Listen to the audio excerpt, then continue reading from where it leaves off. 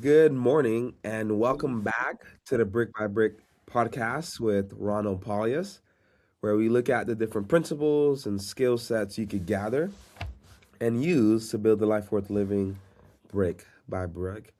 I got my guest, Ella Ray, back in the house. She was awesome. She's been on here a couple times, and each time she leaves pieces and nuggets that really help you and me get better and push forward. Ella Ray, welcome back. Thanks for being here again. Thank you so much for having me again. It's a pleasure. You are there in Florida. And where in Florida are you again? I'm in Claremont, which is about 40 minutes west of Orlando, Okay, like right awesome. smack in the middle of Florida. Yeah, I was born and raised in Miami, Florida, and I'm out here in Oklahoma City now, and I miss Florida. It's nice down there. That's quite a change from Miami to Oklahoma City. Yeah, I moved Wow. up here to pastor as an associate, so yeah, one doesn't just Nice. come to Oklahoma City for for outside of divine reasons, Right. I'll say it like Right. that. No, it's I'm Right. building a home here. I got my family and kids, family, friends. So it's actually really nice. My wife's from Ohio, Circleville, Ohio. Okay. So that is small town. A Mm. Walmart's several miles away, and she grew up with goats and chickens, and I'm Oh, from cool. Miami. I love that. And so we met here in Oklahoma City. And what's funny, LRA, is that Oklahoma City initially was a really big move for her. Like it was a big city, really noisy. And I mean, the first time, our first night where we moved to after we got married, the neighbor, it was like New Year's Eve, right? So it was kind of expected, but the neighbor, Hispanic neighbor, played music all night long, and it was like deep music with a hard bass and or bass, and like you could feel it in your heart. It was like dum dum dum, Yeah. and you could not sleep that night.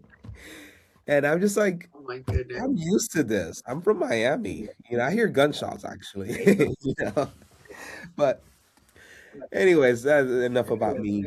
Ella Ray, you're back. And what I want to do in this episode is hear some of your deals that and give us some of your bizarre curveball, what in the world deals where you were able to use your zone of genius, your superpower, see what was coming down the line and overcome it.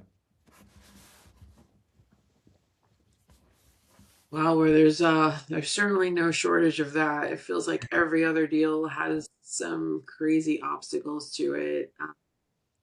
Fortunately, nothing like, dead bodies in the house or anything like that. Like I've heard of people having I've not run into experiences with that that. yet. Yeah, that's good. Most of the stuff is just things, it it's things that the sellers don't disclose. Oh, And okay. mm, right, so it's, oftentimes, and I think wholesalers probably don't dig deep enough sometimes. I see. Because what I end up finding is that what I'll see is, okay, so we have something on the contract that says we're taking over the mortgage, but I always get on the phone with the sellers, always, because I'm going to be sending them a set of documents that's asking for very personal information, including their mortgage portals, their dates of birth, etc. And I come to find out things that they didn't necessarily tell the wholesaler. And part of it is that the wholesalers don't ask about it, but then the other part of it is that sometimes the sellers just don't disclose. Yeah, yeah. So, for instance, I maybe they were, married before and they got divorced and they didn't say anything, and now there's like a divorce decree that you have to get signed, or that you Uh, need to see, and you have to have the ex-wife sign away their rights, or the ex-husband. Um, maybe it looks like they purchased a new water heater a year ago and they're making payments on it, and there's a UCC1 Uh, lien on the house, and nobody knew about it, right? oh But they're wow. still making payments. And it's like, oh yeah, don't worry about it. I'll continue to make the payments on that. Meanwhile, it's like another, I don't know how much water heaters are, but let's say it's $10,000. And now it's like, well, I, as the transaction coordinator, have to bring this over to the wholesaler or my client. Depends on who it is. If it's my client as the buyer, then I'll tell the buyer. But if it's the wholesaler, I'll let them know, like, hey, by the way, did you know that this house has X, Y, and Z, and it's extra? It's an extra amount of money, because now they'll have to go back and renegotiate these deals. And sometimes it doesn't work, right? Sometimes the seller doesn't have the money. Sometimes they're not getting anything. So it's like, well, how can they possibly pay for this thing? Yeah. Um, and these are things that can make or break a deal. Also, I had discussed this previously, but taxes are a huge thing. People think when they're advertising their deals, it's like, oh yeah, the PITI is only $2,000 a month, right? And going rent rate is $2,700. And as I'm looking through the file and I'm working on the file, I start to see, hey, there's no taxes being taken out on this escrow analysis, right? Or I'm looking at the tax report and there's zero taxes being paid. I'm like, that's interesting. Come to find out, it's a disabled veteran and they get 100% disability. So now they pay zero in property taxes. So my client, who's the buyer, is thinking that they're going to cash flow $700 a month. And it's Wow. like, well, number one, no, Wow. because the taxes are going to change, right? But number two is also insurance. So like the only sure bet on these sub two deals is going to be your P and your I, your principal and your interest. That is Yeah. it. Right? Yeah. Like look at your P and I, Wow. because the T and I can be totally different. And I'll send them to get, to have a call with the insurance agent so we can establish an insurance policy before we close, and come to find out they have like terrible credit. So now their insurance premium goes up because somehow those two are linked together, right? Wow. You're talking about the buyer And has horrible credit? yeah. Oh. So when we're doing sub twos, you have to get a new policy. Like I don't care what anybody says, you have to get a new policy. The policy, the named insured has to match the name on the deed. And if uh, you have the seller's insurance, that doesn't work because their name is not on the deed on the anymore, deed. right? Oh. So, yeah, so the buyer has to get a new policy, but if the buyer has crappy credit, it comes up in the report and the premium will be higher versus somebody who has better credit and can match more, like, whatever the seller was already paying for insurance. But I think those are things that, I came to find out through doing deals. Um, Things like people, I mean, I think a Wow. lot of it too ends up being like very familial stuff with families. And it's just funny how you have to navigate these things. I had one where it was a husband and wife and they got divorced, but the wife's father was like co-signing for them. So so now we had this like strained relationship, right? Because they're divorced, but we still have to get the ex-father-in-law to sign documents. Wow. So it's just really, really interesting stuff that happens and in these deals. But luckily, more often than not, it's something that can be fixed or it's something that can be negotiated. I've had very few instances where the deal doesn't go through, and most of it, and it all goes back to communication, is because the wholesaler didn't really explain what happens in a sub two. Literally had the notary at the seller's house. She and her husband were ready to sign. And she looks at the numbers and she's like, why am I only getting $10,000? This is a $450,000 house. And I was like, this is a sub two.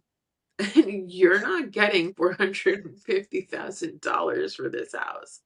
What do you mean this is a sub two? Well, the mortgage is going to stay in place. Well, that's not what they told me, and I'm not Oh. doing this, and this is crazy. And And literally, this was on a Friday night. Oh, And the notary is there, and I'm on the phone with the seller, and the seller absolutely refuses to sign. We have been working on this deal for like 3 weeks. And she comes to me and she tells me afterwards, like she called me later on, it was Friday, like 8 o'clock. I stood like on the phone with her for an hour, just talking to her, like, what does it mean to do a sub two? What are the implications? What are the risks? uh, What uh, does she have to look out for? And we had a great relationship, but she just didn't feel comfortable doing it. So that was it. Like that 3 weeks worth of work was just like gone. She did not want to go in. She didn't want to do it. and the wholesaler And I didn't think prep her and her husband. Ah, no, did not do a good job of they apparently thought they did, but you know, something that I've come to notice in my years of doing this is that people just sign documents and they don't read them. that's And valid. it's only after something comes up that we're like, well, this is what you signed. Oh, well, I didn't understand that. That's Like valid. people are signing documents all willy nilly, have no idea what they're doing. Yeah. And it's like, Yep. Yep. Yep. you Yep. signed that you wanted to sell your house this way.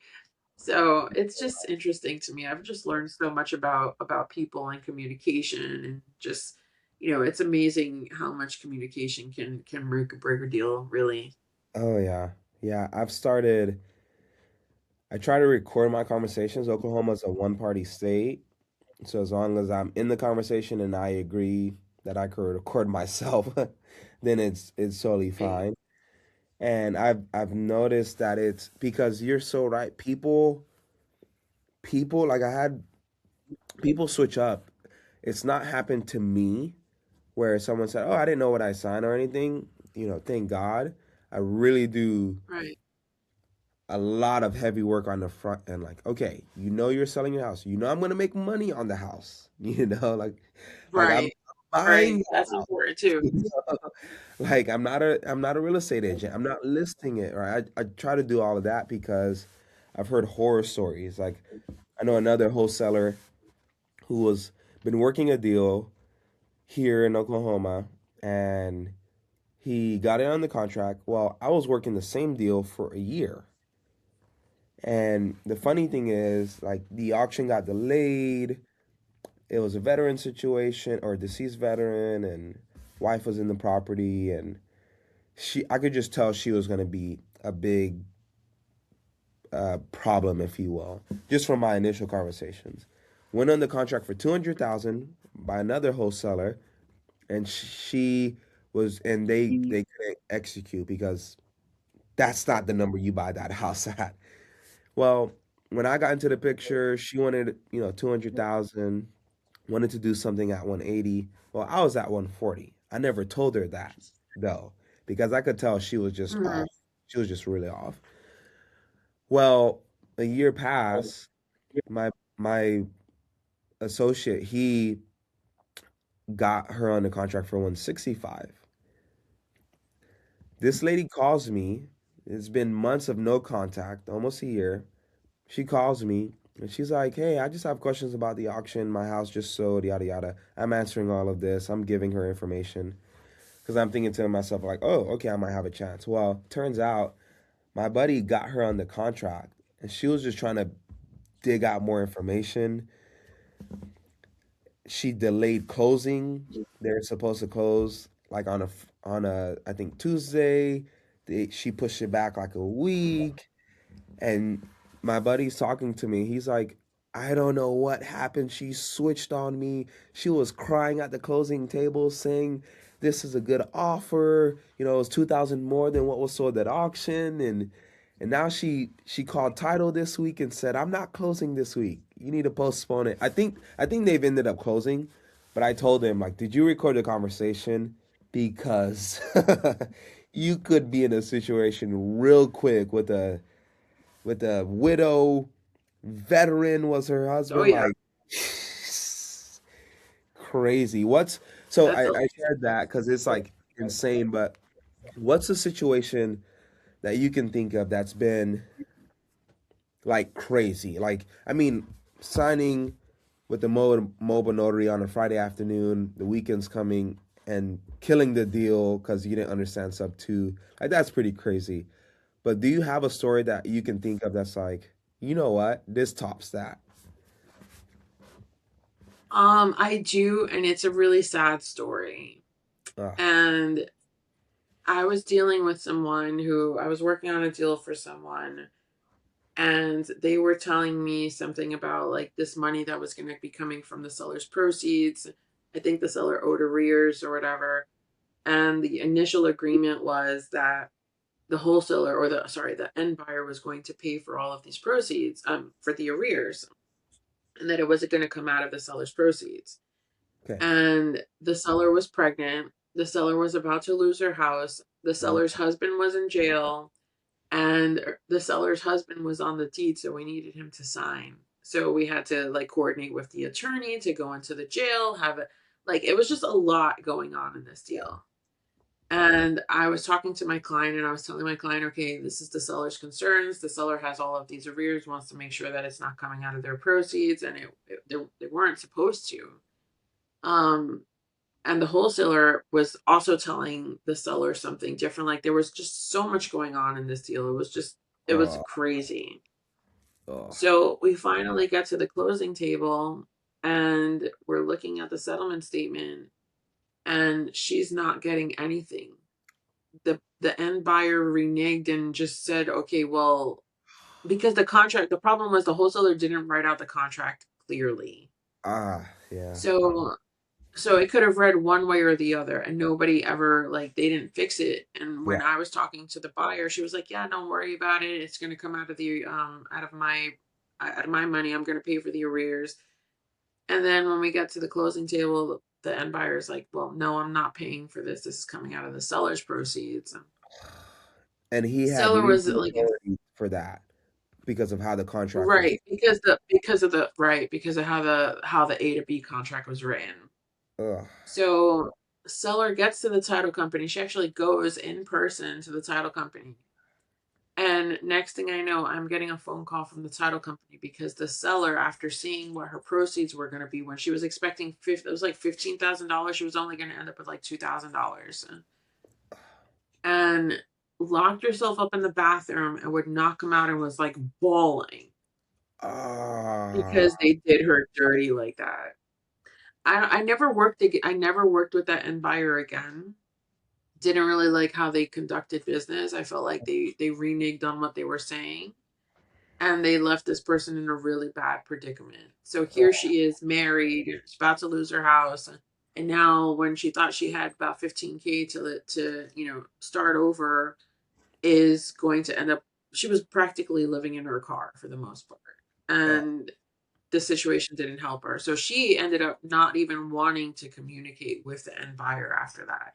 So forget about trying to get into the mortgage portal, forget about any help oh, with the yeah. mortgage. Like it was, Oh, yeah. she was pissed. She was like, I'm never talking to her. She's like, don't let her call Oh, me. yeah. And she would only respond to me.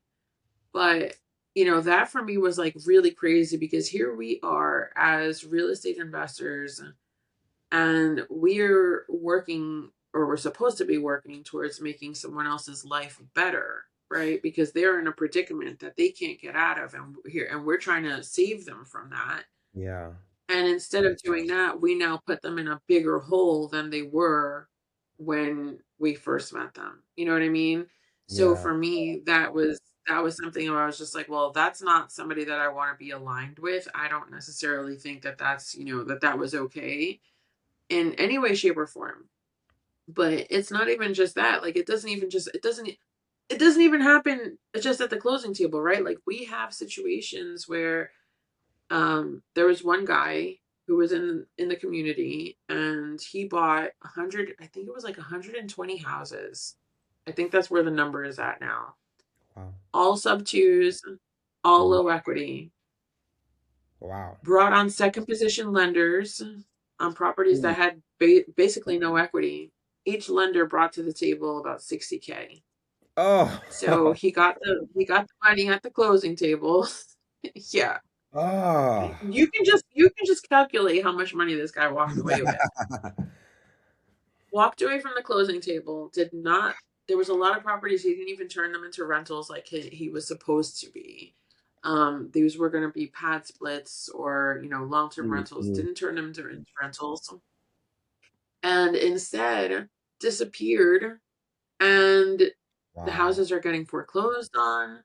The sellers have no idea how to find him. They didn't even record the sellers in second position, the title company.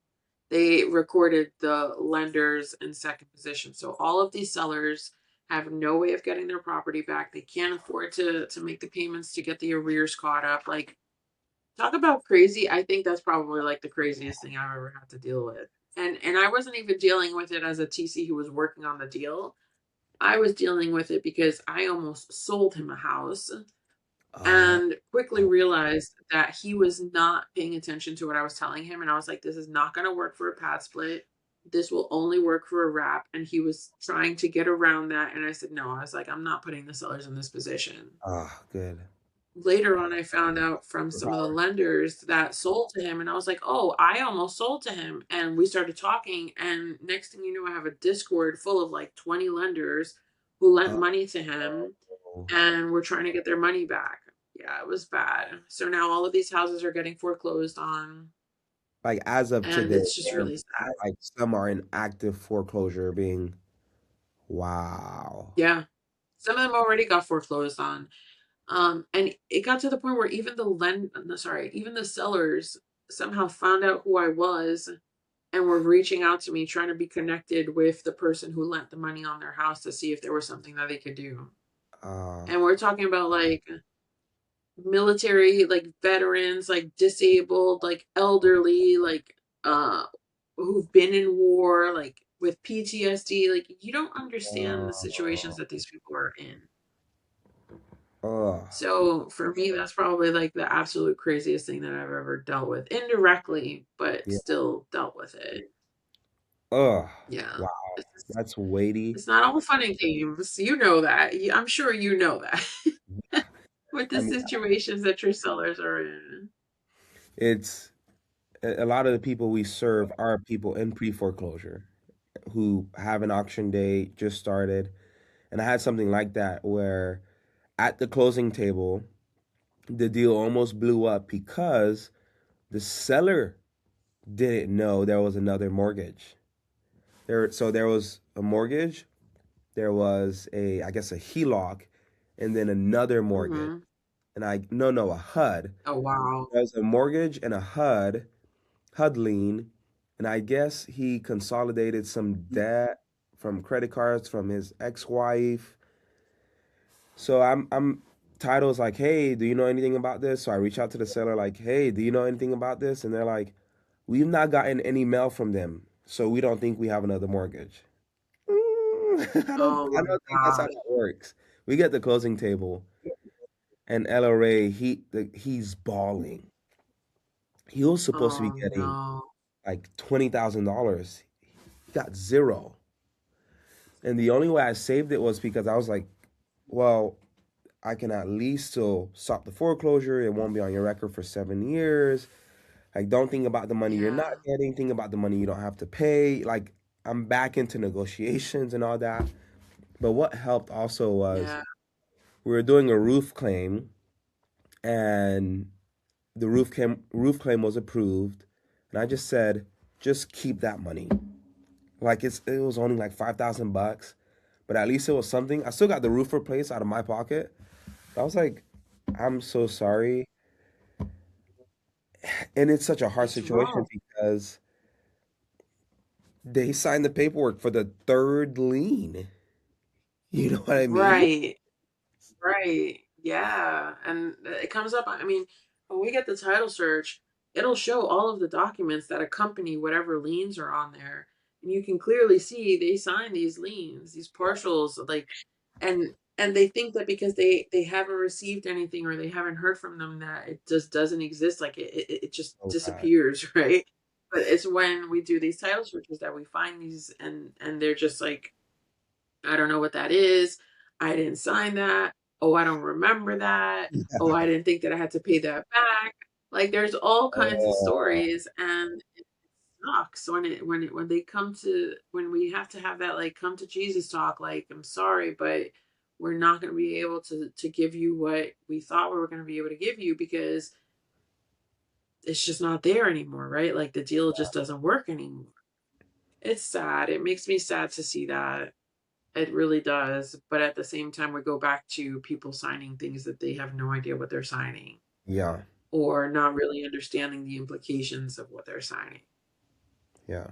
So, Oh, yeah, my it's a listeners hard are, space to be in. yeah, for sure. They're here for those thinking about being a TC. What would you say is a skill? So let's say they don't have the ability to like look that far, right? They don't have the background Mhm. with thousands of files, or they just don't have that superpower because they just don't have that. What would you say? Like they're Right. really interested, like you. They've probably even tried wholesaling or something, but they don't like talking to people, like direct to seller, like me. They don't like knocking doors. Right. They don't have money to lend, so they don't want to be a PML. They can't be a PML, but they see this TC side and they think, okay, I can answer emails. I could call title. I could be like a third party.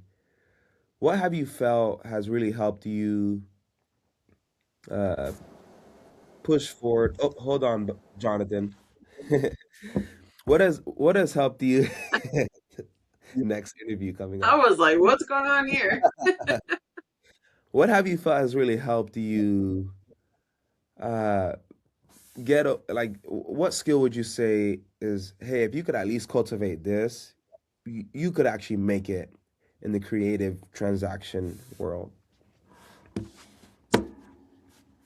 Uh, being proactive and not reactive. Mm. Yep, yep. But also, in order to be proactive, you need to know how to problem solve. If you don't have a good problem solving skill set, you're probably not going to be setting yourself up for successful transactions because as a Love. transaction coordinator, I end up doing a lot of the problem solving in these transactions, really figuring out, like, okay, yes, we've come to this roadblock, but how can we get over it? What kind of things can we do? Thinking outside of the box is really important too. And I think in order to be an effective transaction coordinator, I think, well, for me, and maybe I shouldn't say this, I don't know, but being a transaction coordinator in the creative finance space, you are basically in the gray a lot, right? Yeah, yeah. So understanding what is gray and what is like absolutely do not go there kind of thing, Okay. right? Okay. Yeah. Like active loan modifications is a good example of that. But I Yes. think right, so that's where the problem solving comes in. So I think at the root of everything, problem solving is going to be key, and understanding how to think critically is also a very important skill set to have. I think if you have that, and then you're able to like the creative finance stuff is the easy part. That's the easy part. Like that is just like so cut and dry. It's like okay, well this and this, but I think those other skills you really have to have those in order to be able to be a good TC. Awesome, awesome. You heard it here first from Ella Ray herself. Be proactive, have the ability to problem solve and critically think.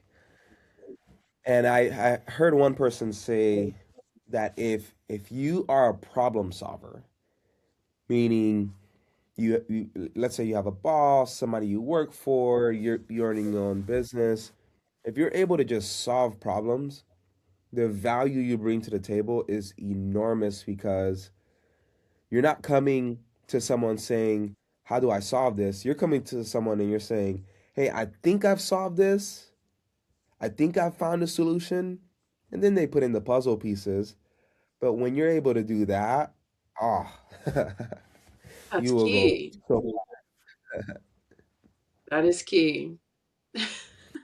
Ella Ray, thanks for being on here. And to my listeners, what are you doing this week to build that life worth living brick by brick? Ella Ray, how can my listeners get a hold of you, send a file your way, continue the conversation? Yeah, absolutely. So they can always reach out to me on Instagram at all day elray, and yeah, we'll talk there. Awesome, awesome. Thanks for being on here. Let's go build a life worth living, guys. Thank you so much.